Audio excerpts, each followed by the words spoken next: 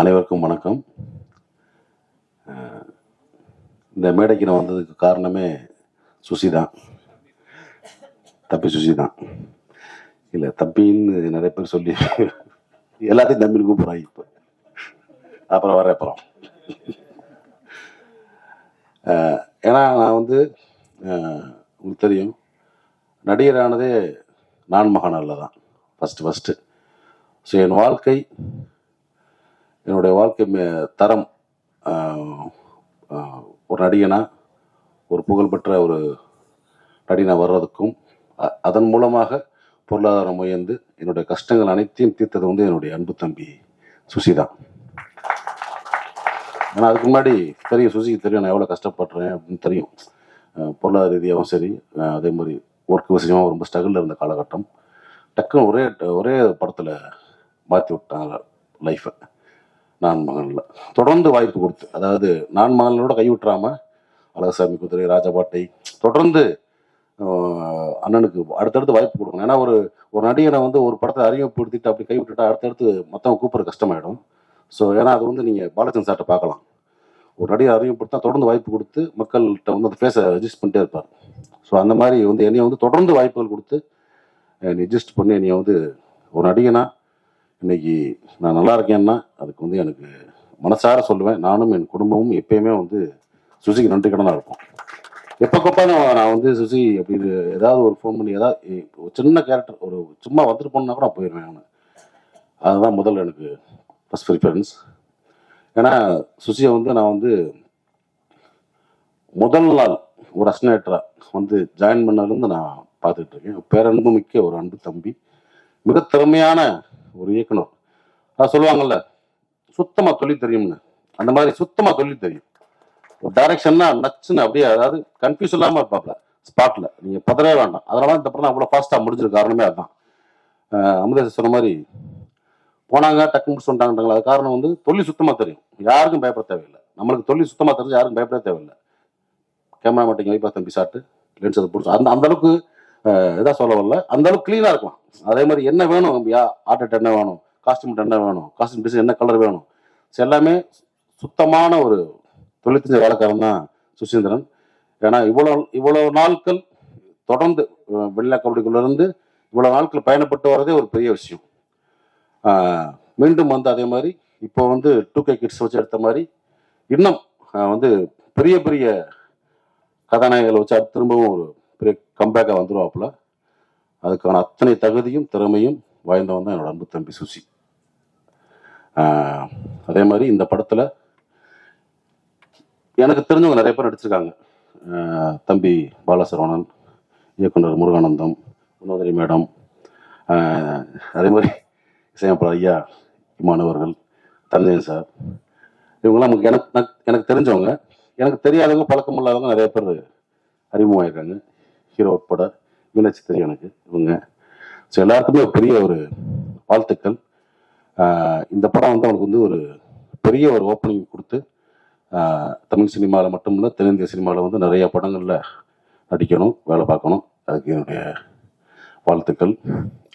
இந்த மேடை பார்த்தீங்கன்னா ரொம்ப ஒரு அமைதியாக, ஒரு ப்ளசண்ட்டாக, எல்லாருமே ஒரு பாசிட்டிவாக, ஒரு அன்பாக பேசுகிறாங்கல்ல.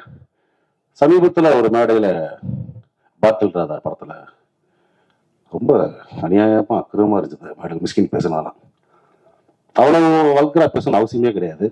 இயக்குனர் என்ன வேணால் பேச கிடையாதுல்ல. அந்த மாதிரி ரொம்ப வீடியோ பார்த்தேன். ரொம்ப நம்மளுக்கு தலைக்குழிவாக இருந்துச்சு. தமிழ் சினிமா வந்து இந்திய சினிமாவில் வந்து ஒரு பெரிய மதிக்கக்கூடிய ஒரு இடத்துல இருக்குது தமிழ் சினிமா.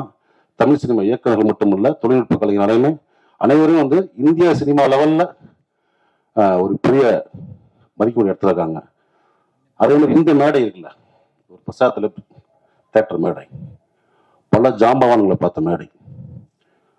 தென்னிந்தியாவில இருந்து மட்டும் இல்லை, இந்தியா முழுக்கவும் வந்து இந்த மேடையில் அமர்ந்து பேசிட்டு போயிருக்காங்க. எவ்வளோ functions, audio launch, trailer release, success meet, இந்த மாதிரி. ஸோ அந்த மாதிரி மேடையில் வந்து இவ்வளோ பத்திரிகையாளர்கள் நண்பர்கள் இருக்கீங்க. நீங்கள்லாம் பெண் பத்திரிகையாளர் இருக்கீங்க, நம்ம நண்பர்கள் நிறைய பேர் இருக்காங்க. அங்கே வந்துட்டு மொத்தவங்க அம்மான்றது பேசிக்கிங்க, வெளியே பேசிக்கிங்க. ஒரு மேடை நகரிக்கணும் இல்லையா? என்ன வேணா பேசுறதா? அவ்வளோ புக்கு படிச்சிருக்கீங்கன்றீங்க, அவ்வளோ படங்களை பார்த்துருக்கோம், உலக படங்களை பார்த்துருக்கேன்னு சொல்கிறீங்க, அவ்வளோ உலகம் போல புக்ஸை படிச்சுக்கன்றீங்க. அப்புறம் என்ன அறிவு இருக்கு உங்களுக்கு? குறைந்தபட்சம் நாகரிகம் வேணாமா? ஒரு மேலே பேச்சா? உங்களுக்கு பெண் குழந்தை இருக்கு, எல்லாத்துக்கும் பெண்கள், எனக்கு ஒரு பெண் குழந்தை இருக்கு, ஸோ எல்லாத்துக்கும் இருக்காங்க. ஸோ மேடை நாகரிகம்ன்றது ரொம்ப முக்கியம். இந்த மேடை எவ்வளோ நாகரிகமாக சொல்றீங்களா?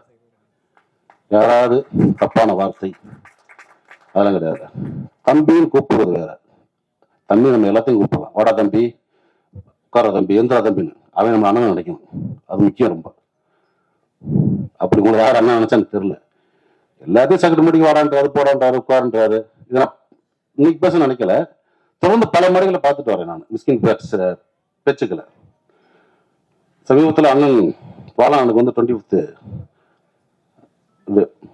இயர் கொண்டாட்டம். அங்கே பார்த்தினா அவர் என்னமோ பெரிய குடியார மாதிரியும் படுத்து கிடந்தான் பாலா, அவன் தான் பாலான்றது. இங்கே வந்து இளையராஜர் வந்து அவன் தான் இளையராஜன்றது. யாரா நீ? நீங்க அவ்வளோ பெரிய அப்பாட்டாக்கிற தமிழ் சினிமாவில் ஒன்றுமே புரியல. ஒரு போலி அறிவாளி அப்படிதான் சொல்லணும். அதாவது அன்னைக்கு மேடையில் உட்காந்தவங்க மிக திறமையான அற்புதமான நம்ம மண்ணும் சார்ந்த கதைகளை மட்டும் எடுத்து படம் பண்ற இயக்குநர்கள், அமீரன் ஆகட்டும், வெற்றிமன் சார் ஆகட்டும், ரஞ்சி சார் ஆகட்டும், படங்கள் வியாபாரிட்ட வந்து பர்கர் வியாபாரி உட்கார மாதிரி உலக சினிமாவில் வந்து காப்பி அடிச்சு படம் பண்ணி ஜெயிச்ச ஒரு போலி அறிவாளி மிஸ்கின்.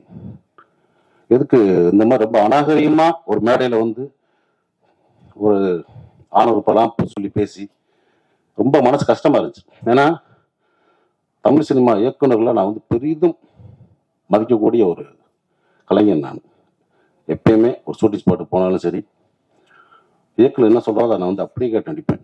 ஒரு பிளாங்க் பேப்பர் மாதிரி போவேன், ஒரு களிமண் மாதிரி போவேன். என்னை எப்படி வேணா வடிக்கலாம், எப்படி வேணா எழுதலாம், எதையுமே நான் பண்ண மாட்டேன். என்ன எங்களோட ஒப்புன்னு உங்களுக்கு தெரியும். அதே மாதிரி ப்ரொடக்ஷன் சரி மற்ற வருஷம் நம்ம அந்த டார்ச்சர்லாம் பண்ணக்கூடிய ஆட்சி கிடையாது. ஏன்னா நம்ம கீழேருந்து வந்திருக்கோம், ரொம்ப கஷ்டப்பட்டு ஒரு இடத்துக்கு வந்திருக்கோம். தமிழ் சினிமாவையும் தமிழ் சினிமா இயக்குநர்களையும் பெரிதும் மதிக்கக்கூடிய ஒருத்தன் தான். ஆனால் அந்த மேடை எனக்கு வந்து ரொம்ப அருவருப்பாக இருந்துச்சு. ஸோ மிஸ்கின் அவர்களே, நீங்கள் தம்பியாக இருக்கலாம், அண்ணன் இருக்கலாம், இல்லை என் ஒத்த வயதாக இருக்கலாம், சினிமா சொல்லுவாங்கல்ல, உங்கள் அம்மா எங்கள் அம்மா இல்லை சினிமாடான்னு, சினிமா இது. நீங்கள் வந்து ஒன்றும் ஒரு ட்ரெண்ட் செட் ஃபிலிம் பண்ணியெல்லாம் நீங்கள் வந்து ஜெயிக்கலை. குத்தாட்ட பாடல்கள், ரொம்ப சாதாரண கதையில் எடுத்தான் ஜெயிச்சிருக்கீங்க. நீங்கள் சுசீந்திரன் மாதிரி ஒரு மண் சார்ந்த வெள்ளிலக்கப்படியில் எடுத்தோம், அமீரண்ண மாதிரி ஒரு பருத்தியூர் எடுத்தோம், ரஞ்சி சார் மாதிரி ஒரு மெட்ராஸ் படம் எடுத்தோம், பாலான மாதிரி சேது படம் எடுத்தோம், பாலாசத்தியல் மாதிரி ஒரு காதல் படம் எடுத்தோம், ஒரு கிழங்கு மாதிரி தோண்டி எடுத்து நீங்கள் படம் பண்ணல. வெளிநாட்டு படங்களுடைய முகத்தில் அதோடைய ஷார்ட்ஸை காப்பி பண்ணி, சீன்ஸை காப்பி பண்ணி ஜெயிச்ச ஆள். ஸோ நீங்கள் வந்து ஒரு போலி புத்திசாலி, அதை நான் வச்சுக்கிட்டு பிறகு இன்னும் பல முறை நீங்கள் பேசலாம், கொஞ்சம் நாகரிகமாக பேசுங்க. ஏன்னா நீங்கள் உட்காந்துருக்க மேடைகளில் பெரும் கலைஞர்கள் உட்காந்துருப்பாங்க. அன்றைக்கெல்லாம் மேடையில் சொல்கிறார், வெற்றிமாறனையும் ரஞ்சித் அமீர் இந்த தரக்கூடியார்கள் நீ பார்த்தீங்களா, ஊற்றியா கொடுத்தீங்க, கேவலமாக இல்லையா? எத்தனையோ பேர் குடிக்காமல் இருந்துருக்கலாம், குடிப்பழக்கம் இல்லாத இருக்கலாம் மேடையில். எப்படி பொத்தாமவே சொல்கிறீங்க? ஏற்கனவே சினிமாக்காரங்க கிளுகிளுன்னு தான் இருக்குது, பார்க்குற பார்வை வேறு மாதிரி இருக்குது. இந்த மாதிரி நம்மளே தாழ்த்தி நம்மளே வெளியே அசிங்கப்படுவான்னு நினைக்கிறேன். இது வந்து என்னுடைய மனக்குமுறல். ஏன்னா இப்பயும் சொல்கிறேன், தமிழ் சினிமா இயக்குநர்களை பெரிதும் மதிக்கக்கூடிய வணங்கக்கூடிய ஒருத்தன் நான். ஸோ அந்த மாதிரி இப்போ இருக்க ஒரு இயக்குநர்கள் இந்த மாதிரி சும்மா போகிற போக்கில் ஒருத்தன் அது இதுன்னு பேசுறது வந்து அனுமதிக்கக்கூடாதுன்னு நினைக்கிறேன். ஸோ அதை நான் வந்து இங்கே பதிவு பண்ண நினச்சேன். அதுக்கு வந்து என்னுடைய கண்டனங்களை கண்டிப்பாக தெரிவிச்சுக்கிறேன். ஓகே. அதே மாதிரி இந்த மேடையில் இன்னொரு எனக்கு ரொம்ப சந்தோஷமான விஷயம் என்ன பார்த்தீங்கன்னா, என்னுடைய நண்பன் பிரபாகரன் இந்த அந்த டாலோட அன்போட பிரபுவும் நானும் வந்து ஒன்றா அசிஸ்டன்ட் கேமரா ஒர்க் பண்ணோம். எனக்கு முன்னாடி சீனியர் ஆர்டிஸ்ட் அவன் தான். ஏன்னா வந்து போலோ அணுக்கட்டு இப்போ பார்த்துருப்பீங்க, போலோ அணுவாசம், சாரி அஜித் சார் படம். அதில் வந்து சார் டைரக்டர், அதில் வந்து ஜோதியா கண்ணதான் அடிச்சிருப்பான். அப்பவே சொன்னேன், டே ரூட்டை மாற்றி போயிரு, கரெக்டாக ரூட்டு போட்டு ஒரு கிடச்சிருக்கு. நான் தமிழ் சினிமா கேமராமேன் ஆகிட்டு தான் அவன். ஆனால் வாழ்க்கை அவனையும் நடிகன் ஆகிடுச்சு. இந்த படத்தில் ஒரு முக்கியமான சென்ட்ரல் புகரா நடிச்சிருக்கிறது ரொம்ப சந்தோஷம். நிறைய பேருக்கு தெரியாது, நான் வந்து கோபின்னு ஒருத்த ஊர்ல வந்திருக்கான், ஊர்ல இருந்து அறந்தாங்கிலிருந்து இவரும் போவேன். இப்போ படுத்துக்கிட்டே இருப்பான், டே என்னடா அவன் படுத்துக்கிட்டே இருக்கான், ஒரு அவன் தான் தம்பி. ஸோ பிரபு தம்பி அறியப்பட்ட கோபி பின்னாடி நீயானா கோபி ஆனார். நீயானா கோபியோட அண்ணன் பிரபு. நான் வந்து ரொம்ப டக்குன்னு ஆர்டிஸ்ட் ஆகி விட்டாப்புல சுசி. ஆனால் அவன் இன்னும் வரணும், எனக்கு ரொம்ப சந்தோஷம். இப்போ வந்து ஏன்னா டிவிசியில் பண்ணிட்டு இருக்காப்புல, திரைப்படங்கள்ல நிறைய படங்கள் நடிக்கணும், எனக்கு அதான் ரொம்ப சந்தோஷம். அதனால இன்னும் நிறைய பண்ணு தம்பி, இது உண்மையான தம்பி, சரியா? ஓகே, அனைவருக்கும் என்னுடைய வாழ்த்துக்கள். ஏதாவது தவறாக பேசியிருந்தா பத்திரிகையாளர்கள் நண்பர்களும் மன்னிச்சுங்க. தேங்க்யூ.